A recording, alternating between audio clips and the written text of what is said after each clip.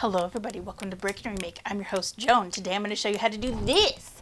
I'm going to show you how to make a tape measure bracelet. This episode was totally inspired by Haley from Red Handled Scissors. Thank you very much for your tutorial. If you want to check her tutorial out, she uses plastic measuring tapes, but I have this one because it's a family heirloom and it's getting a little frayed, so I went ahead and I made a bracelet out of it. First things first, I've got to wrap this around my wrist and see where the 7 hits at the top of my wrist, because 7's my mom's favorite number, and because this is a family heirloom, I want to have her represented too. I'm going to guesstimate right now. I'm going to cut this at the 4 and the 19. I'd rather cut it longer now, and then we can figure out how long exactly we need it to be later. Now we're going to take our heat and bond, our denim selvage, and the tape over to the iron, and then we'll fuse these all together. My spidey senses were sort of tingling, so I went ahead and I curled it up while the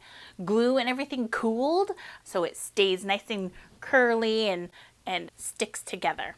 Now we're going to go ahead and do a little bit of hand stitching on this to make it look super cute. I've retried on the bracelet and I really like the 19 inches. I'm just going to do a little whip stitch along the edge just to kind of keep the layers together and give it a little decorative pop. The way back is going a lot faster than the way down because everything's measured out. I'm on the ruler side. First thing I'm going to do for the closure is take a button and sew it on one side. Then I'm going to take a piece of elastic, tie it in a knot, and then stitch it into place so it creates my closure. After this project's done, I have plenty of tape left over. Let me know in the comments if you want to see me make a brooch or like a necklace. I could do some sort of fun cockade for a brooch, or I don't know what I would do with a necklace, so that would be the more challenging one. If you are new to sewing and you would like a super simple elastic waist skirt tutorial, go to this link and check out my DIY easiest skirt tutorial.